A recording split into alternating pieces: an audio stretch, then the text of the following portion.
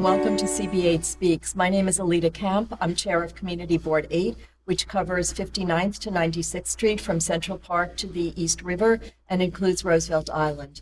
I'd like to thank Manhattan Neighborhood Network for opening safely, for providing us the space, and for always making news and information accessible to the public and there for the public. We need it desperately these days. So thank you very much, MNN. I am thrilled to host Borough President Gale Brewer today. She is a local hero to the community boards, to the community, to the people who live in the city of New York. She is truly a treasure. I know how busy she is. I read her updates every single day and week and watch her run frantically on her Hermione Granger time switcher machine.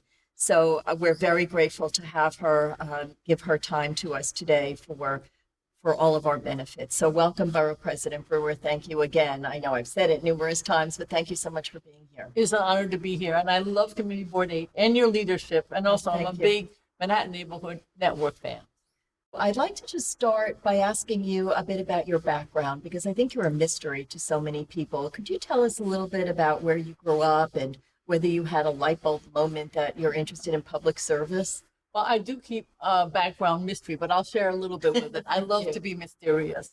I did just like, ironically, de Blasio, Bloomberg, and Corey Johnson. I grew up in Boston. We're all from Boston, which is interesting in itself. Actually, though, my parents and grandparents are all from New York City. My father went to law school in the Boston area, in Cambridge, and so we just stayed. But we were here all the time with grandparents. And I think my mother preferred New York City, so we were here often. I would say my start, actually my father in the town that we were in, he ran for selectman, which is a New England thing. And I think I spent most of my time at the dump, the town dump, shaking hands. Nobody else in my family had any interest. I have a sister and brother, no Gale, but I loved it. So he, he didn't do anything else. He just did that and then went back to his law practice. But I would say interest was from the women's movement. That's how I got started. It was definitely Bella Abzug. Thank goodness Gloria Steinem is still around. New movie about her is fabulous. And certainly Shirley Chisholm through the National Women's Political Caucus, which doesn't exist in the same format. But it was the organization started in '74 in Houston, Texas. I was chair of the New York State branch for a long time. And that's how I went around the state and how I began working with Mary Ann Krupsack, who's still alive. She lives in Geneva, New York. And she was the first woman actually to run statewide in a primary and win. And so that's where I got started. She was a lieutenant governor, and I was her scheduler for the campaign. And we literally went to all 62 counties. So that's how I got started in New York state politics, was through that experience. And you chose New York State because you had come down here a lot as a child rather than Boston. As a child, I went to Bennington for a year, but I'm not too happy with trees and grass.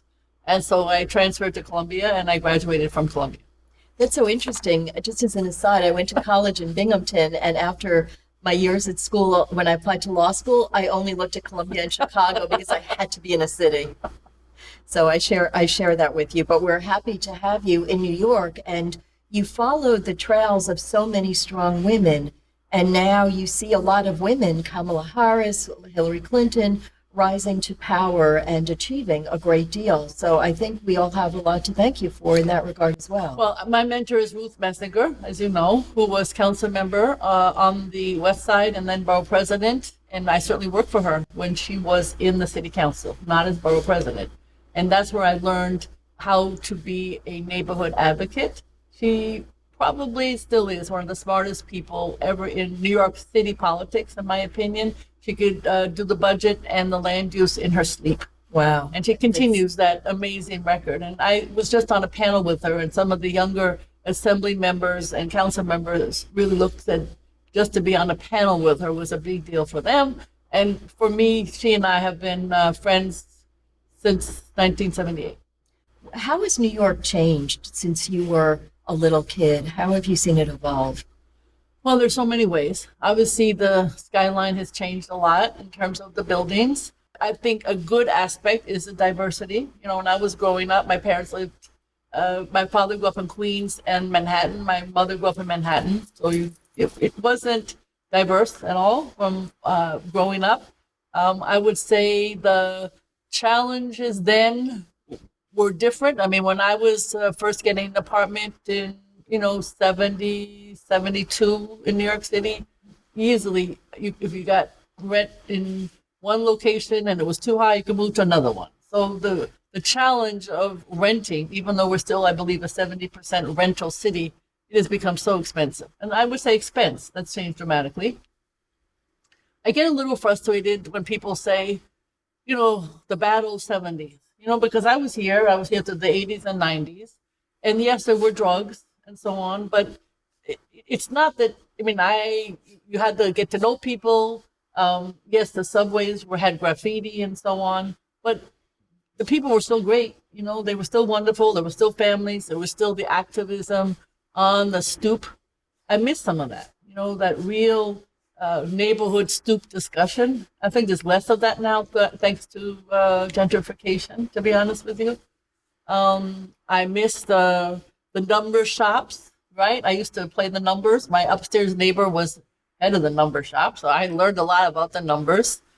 So, and the neighborhood stores, as you know, the local barbershop that really had no problem with their lease, and now they do. So we didn't have national chains, to the best of my knowledge. So it's different. I know that as we hear, every city evolves, and New York City is evolving. But I don't hate the bad old days, as some do. It sounds like you're thinking that a lot of the change is attributable to higher prices coming through gentrification and the tall towers that have gone up, who are designed to appeal to foreign investors and the super wealthy. And I know that we're really struggling with small business. I understand both from the DCP and talking to someone in commercial real estate that part of the reason small businesses are having trouble with landlords reducing rent is that landlords can't, because the banks would consider a reduction in rent to be a default on the loan.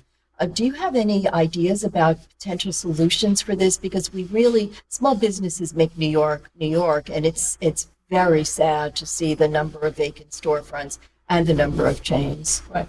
Well, there's so many issues. In talking, as you have, to a commercial broker last night, just to sort of get a lay of the land, the issues are so complex. Not only are the ones you just described, but this insurance policy. Now, we know that Century 21, which is every woman's favorite store in New York, is certainly mine. I'm sure it's yours. Yes. And to see them go out, it was shocking. It was shocking. Other stores, less shocking. I agree. And it was all based on the insurance. And talking to the commercial broker, as an example, he's upset about it also, happens to be one of his clients, so he's really upset. But the issue is across the board. Number one, not only is the rent issue, insurance. These companies are sitting on, I don't know, I've heard the term $800 billion that they don't want to pay out nationally, all to businesses. So what I'm trying to say is, it is a question of what you just described. It's the insurance, and then there's this issue of keeping the stores vacant. I have been asked by everyone, is there a deduction?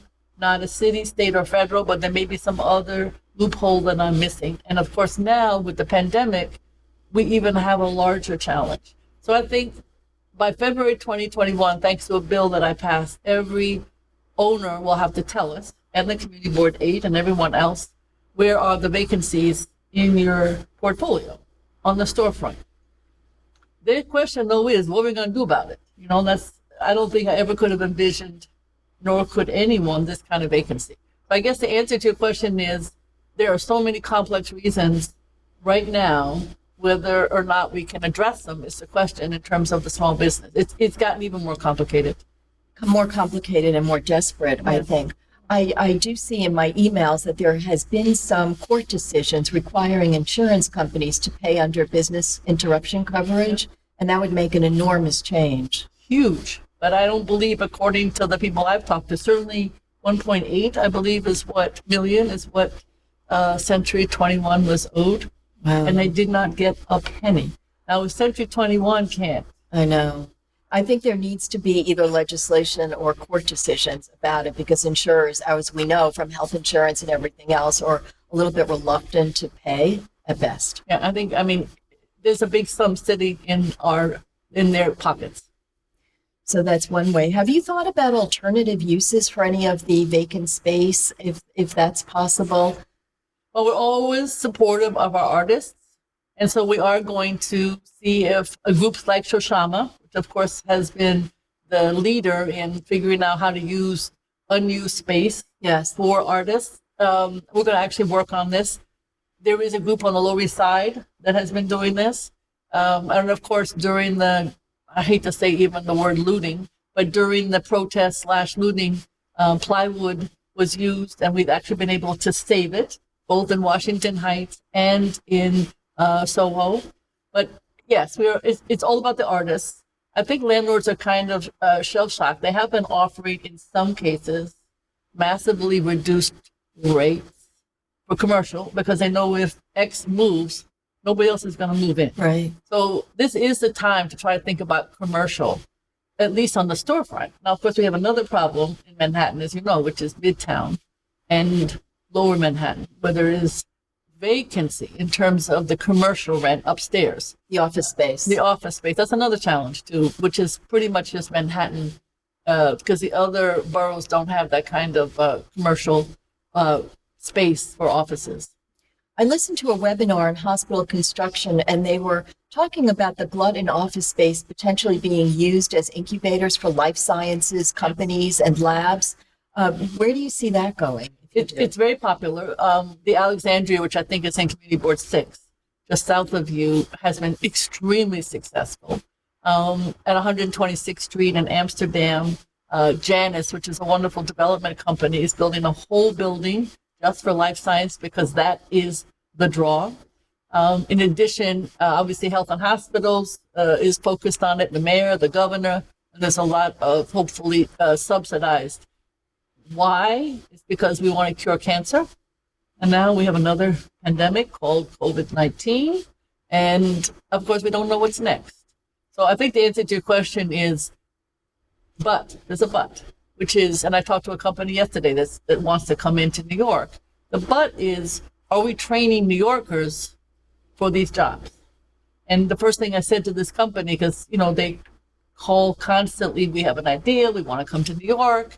I always say, are you working with CUNY? Are you working with the colleges to make sure that you have a diverse workforce that you're hiring? And, they say yes, but I haven't seen the evidence of it. And that's where I think we want them because they have great jobs, but we really want to have the workforce to go with them.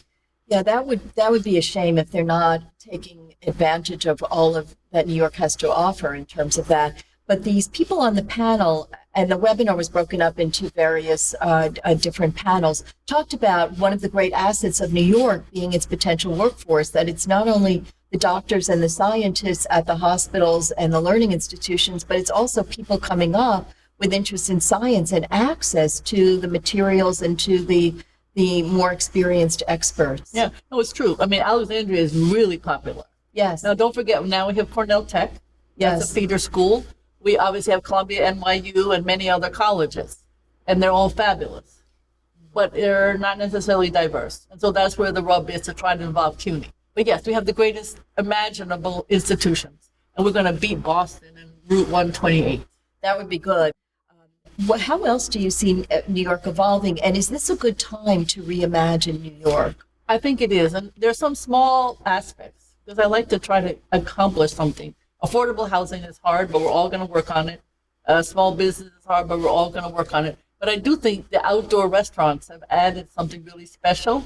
And I know that you have thought about this, but the issue of some kind of a public realm czar or somebody to think about how to reimagine our public spaces. And I think that's needed because we have the bikes, we have the vehicles, we have the trucks that need to unload, and the list goes on. Now, of course, you have outdoor, and now you have, as you suggest, maybe we should also have, and you made this point, some of the dry goods stores should also be able to have their goods outdoors. And what about the sidewalks? And what about the disabled that need to get around? And what about the plazas? And who's going to maintain them? And what about the homeless? There's a long list. There We is a need long somebody, list. because right now, you know better, it's health department, buildings department, transportation department, the MTA, and the list goes on.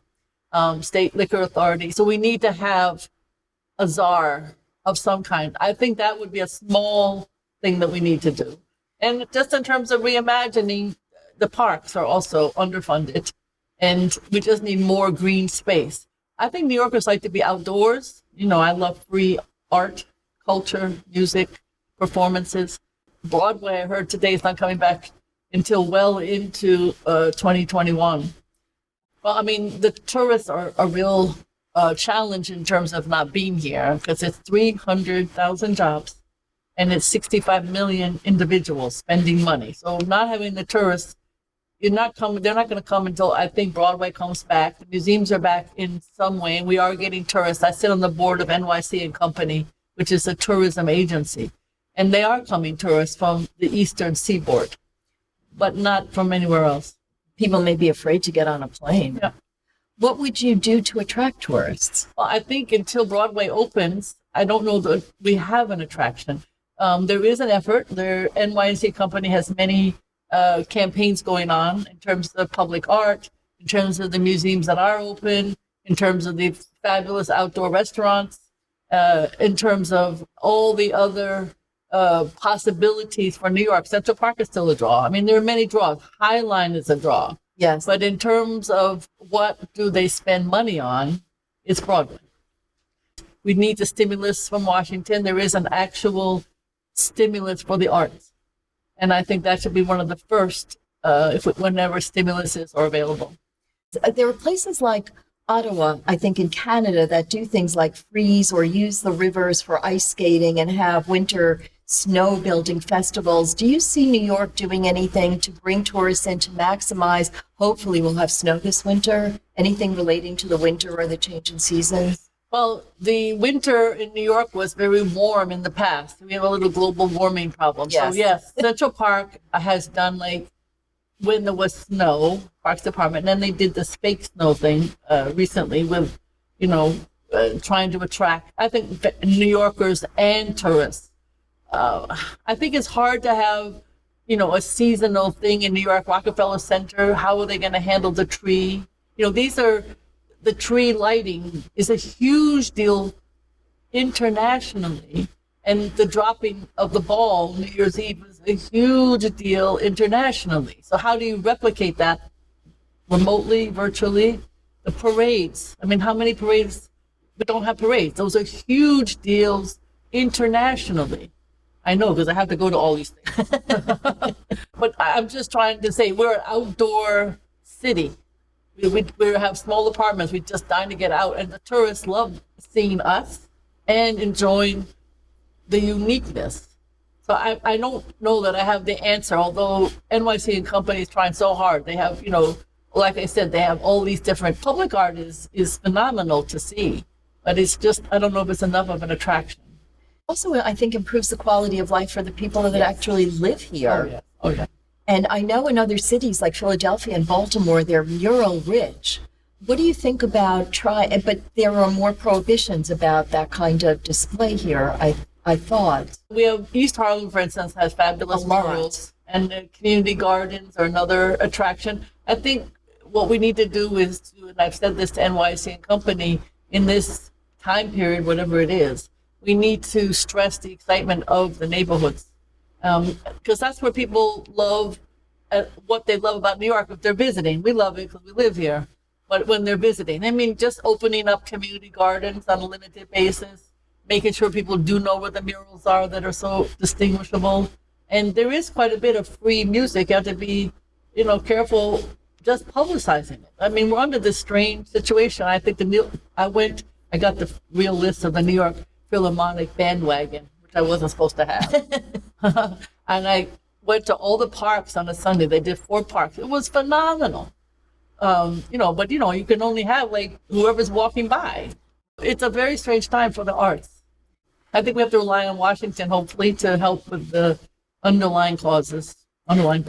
Certainly. Do you think tourists are going to the new Boone and outdoor restaurants that add so much vitality to neighborhoods. I love these outdoor restaurants. I know you do. Oh my goodness. So we did a competition and we found 3 that got nominated and got judged.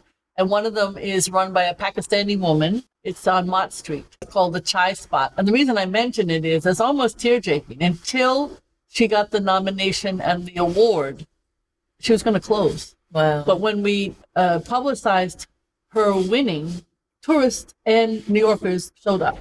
And she was able to keep going. That's how on the margin so many of these folks are. But yes, I think tourists are coming to the outdoor because, again, it's more interesting. But don't forget, other cities also, even the suburban, as I understand it, are doing outdoor. But we have more interesting designs. Well, with the diversity of the population, leads to diversity of restaurants. Yes. And one of the great things about living here is to go, my kid's going to a Filipino restaurant downtown this evening. So to have that with Italian and French and American and South and New England, everything, it creates such a vibrancy and an interest. It does. I know how important you were to having the Suffragette Statue in Central Park, and that's important on a lot of reasons. Been very successful too. It's quite a draw. And that's another example of something that can draw tourists. So is New York moving forward with a greater focus on outdoor art? I think they're moving forward with a focus on outdoor, period. I mean, that's what is, I don't know if there's no silver lining in this COVID. I mean, I think there's a silver lining in terms of volunteerism. You know, people are cleaning the streets and doing things that help their neighbors, from food delivery to PPE and even voting. They're going to help people get to the polls, which is important on a legal way, of course. There's been so much volunteer work with delivering food to people who are food insecure and to helping people get around if necessary. And that's wonderful. That's why when people talk about the brusqueness and the rudeness of New York, you know that underneath there are really a lot of hearts here. Yeah. Oh, so that's the silver lining. But the future is still challenging because we need the economic engine. Yes. And it's you read both. You got, New York City's not going to make it to, obviously Jerry Seinfeld said, yes, of course it is. I agree with him. But it needs careful strategy and working together. So what do you think the economic engine driving New York forward might be? Well, it's still, I hate to say, it's still the Broadway, it's still the museums, it's still the office space. These developers, and I meet with them, as you do all the time, they are building for 3 years from now. They're not building for tomorrow. Right. And they're very bullish and very positive about 3 years from now. We have to get there. And we have to make sure that everybody gets there. And that's the challenge. We got this large unemployment. We know this more than ever. And we obviously have a moratorium on rents due, but they're going to be due. They're not going to go away. And all of those issues. So the issue is, obviously, Wall Street's doing well. But how do you get the economy for everybody else and not lose people along the way? And that's where the challenge is, as you know. And we have the issue of getting rid of the guns. And that's another challenge. That's more of a national issue, despite what everybody says. And, of course, getting people jobs. What do you think of New York's, or really the mayor's, plans for affordable housing? And do you have any other ideas? Right. Well, you came in, of course, with this 300,000. We're going to do it. First it was 200 or 100. Now it's 300. We're not there yet. We obviously have a lot of homeless on the streets. It could be obviously due to the economic challenges. The subway is closed. The libraries are closed. The bathrooms are closed. It's a hard situation right now. But I think we have not focused on it enough. We obviously have this mandatory inclusionary housing known as MIH, but you only build 25% if you're part of some kind of text change or zoning change in a new building. It's not very much, in my opinion. And it's frustrating in Manhattan because the dollar stretches in the Bronx. I'm told all the time, land is cheaper. We're going to put our city subsidies in the Bronx or in Brooklyn. We're not going to put them in Manhattan. And it's very frustrating to me because we want our island to be diverse. We want our schools to be diverse. And I'm up against this all the time. As you know, we have supported pre-planning for any rezonings. And we've done this from Obviously, the Garment Center on the commercial side in East Midtown, which you know well from the commercial side to the Inwood and East Harlem and Soho, NoHo. We're very involved with the South Street Seaport area. So I think in the residential side in particular, it's a very hard sell for a tall building and a very little amount of affordable housing. Where we're going to go with this depends a little bit also on the federal government, because right now there's no Section 8, there's no subsidy. Tax abatements are very limited in their length, as we have learned. You get an abatement, you have affordable housing, but within 20, 25 years, that's gone and you're in a market situation. Right. In CB8, we're fighting very hard for affordable housing and for an increase in the diversity of the community that would come from that. People should be able to live in Manhattan without having to have an income of high 6 or 7 figures. We're both on the same and all the community boards, and you have been a Yes. leader, and we very much appreciate that. And where there's city land, you should be talking about 100% affordable, and that's still a challenge. So I would say the mayor hasn't reached his goal, and I think time is running out.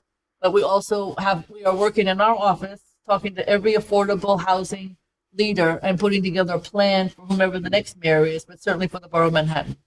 That's terrific. We really need the housing. And I just would like to wrap up by asking you about your foster children. So I actually spent many years on 82nd in Amsterdam. That was during the 70s and the 80s. And what happens, crackheads. So a lot of parents had problems with crack, and they would leave their kids. And long story short, some of them, when it works, is you have a kid who shows up at your doorstep because there's no parent around. And the next thing was then BCW, Bureau of Child Welfare. I'll never forget them. And they would show up and do some paperwork, and then you never see them again, but you deal with the kid. And then his friend would show up. And before you know it, the hospital's calling me and saying, we have kids that have been dropped off here. Do you mind taking them? Because the parents never show up. This is all true stories. So, that ended up with about over time.